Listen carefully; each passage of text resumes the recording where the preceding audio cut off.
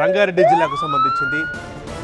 నిజంగానే దారుణం ఇది. ఎందుకంటే ఎక్కడైనా ఒక హత్య చూస్తాం లేదా రెండు చేస్తాం, కానీ ఇక్కడ 6 కత్తితో పొడిచి చంపాడు రాజ్ కుమార్ అనే 28 ఏళ్ల నిందితుడు. 6 హత్యలు చేశాడు ఒకేసారి. ఇంత దారుణం. ఇక షాకింగ్ న్యూస్ ఇది. భార్యని 2 పిల్లల్ని చంపాడు. అంతకన్నా ముందు మరో 3 చంపాడు. మనం చూస్తున్నాం ఫోటోలో ఉన్న ఈ నిందితుడే 6 హత్యలు చేశాడు. ఇంతకీ ఎందుకు చేశాడు అంటే తనపై పోక్సో కేసు నమోదైంది, అతను జైలుకు వెళ్ళాడు. ఈ కక్షతోనే ఎవరైతే పోక్సో కేసు పెట్టారో ఆ కుటుంబాన్ని చంపేశాడు. ఈ సంవత్సరం మే 16న బాధితురాలి తల్లి కేసు పెట్టింది ఇతడిపై పోక్సో. సో బెయిల్పై తిరిగి వచ్చి కక్షతో బాధిత బాలికని, తల్లిని, నానమ్మని, వాళ్ళ కుటుంబ సభ్యులను మొత్తం 3 పొడిచి చంపేశాడు నిందితుడు రాజ్ కుమార్. ఇటు ఇంటికొచ్చి తన భార్యని, పిల్లల్ని కూడా చంపేశాడు.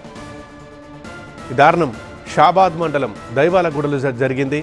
అంటే ఈ ఒక్కసారి దారుణం చూసి ప్రజలంతా దిగ్భ్రాంతికి గురయ్యారు. ఇటు సమాచారం అందుకున్న సిపి తరుణ్ జోషి, డీసీపీ యోగేష్ గౌతమ్ ఘటనా స్థలికి చేరుకున్నారు.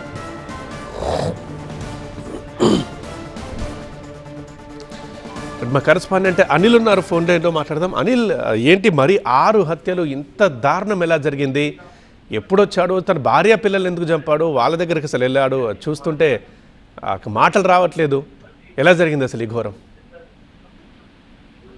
పృథ్వీ, రంగారెడ్డి జిల్లా షాబాద్ లో ఈ ఉదయం ఈ దారుణ హత్య కలకలం రేపింది. షాబాద్ మండలం కేంద్రంలోని దేవాలగూడలోని శనివారం, అంటే ఈ రోజు పొద్దున్నే ఈ సంఘటన చోటు చేసుకుంది.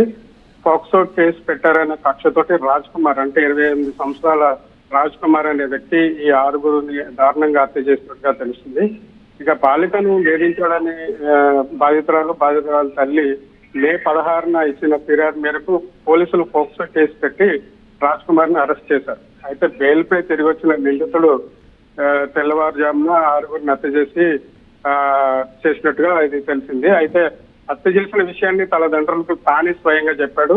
నిందితుడు తల్లిదండ్రులు వెంటనే పోలీసులకు సమాచారం ఇచ్చారు. ఘటనా స్థలానికి చేరుకున్న సిపి తరుణ్ జోషి, అలాగే యోగేష్ డీసీపీ కూడా చర్యలు చేపట్టారు. అయితే బాధిత బాలిక తల్లి, అలాగే తల్లి లక్ష్మి, అలాగే నానమ్మ రత్తమ్మను, అలాగే తర్వాత మళ్ళీ ఇంటికి వచ్చిన తర్వాత తన భార్య సరిత, 3 ఏళ్ల కుమార్తె మళ్ళీ 2 ఏళ్ల కుమారుణ్ణి కూడా, అంటే మొత్తం బాలిక తల్లిని, నానమ్మని, అలాగే తన భార్యని. భార్య పిల్లలు ఎందుకు చెప్పాడు అనిల్? భార్య పిల్లలు ఎందుకు చెప్పేశాడు అంటే ఇంటికి వచ్చిన తర్వాత ఈ విషయం వాళ్ళతో చెప్పినట్టున్నాడు. ఇలా జరిగింది, ఇలా చేశానని చెప్పి. అక్కడ జరిగిన గొడవలో భాగంగానే అదే విధంగా అంటే జరిగిన విషయం ఊర్లో అంతా తెలిసింది, పరువంతా పోయింది అనే ఉద్దేశం కూడా అయి ఉండొచ్చు. దీని వెనకాల ఇంకేమైనా ఉద్దేశం ఉందా అనేది ఖచ్చితంగా చెప్పలేం. కానీ అయితే ఊర్లో ఈ సంఘటన చాలా అందరికీ తెలిసిందన్న విషయంతో ఈ హత్యలకి పాల్పడినట్టుగా తెలుస్తుంది. అదే విధంగా తన తల్లిదండ్రులకు ఫోన్ చేసి నేను ఇలాగ 6 మందిని చంపేస్తానని చెప్పి, నేను ఇంకా చనిపోతున్నానని చెప్పి అక్కడి నుంచి పారిపోయినట్టుగా తెలుస్తుంది. ఇప్పుడు రాజ్ కుమార్ ఎక్కడున్నాడు తెలుసా? పోలీసుల అదుపులో ఉన్నాడా లేదా పరారీలో ఉన్నాడా? అంటే అది దాని మీద ఇంకా క్లారిటీ రావాల్సింది. పోలీసులు అదుపులో ఉన్నారా లేకపోతే పారిపోయాడా అనేది తెలీదు, ఖచ్చితంగా చెప్పలేము. కానీ అయితే పోలీసులు మాత్రం దీని వెనుక ఉన్న ఖచ్చితమైన ఏంటి కారణాలు అనేది చూస్తున్నారు.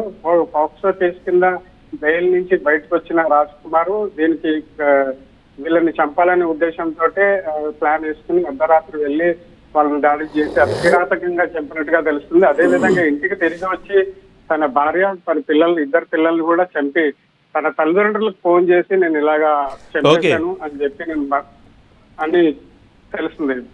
రైట్ అనిల్.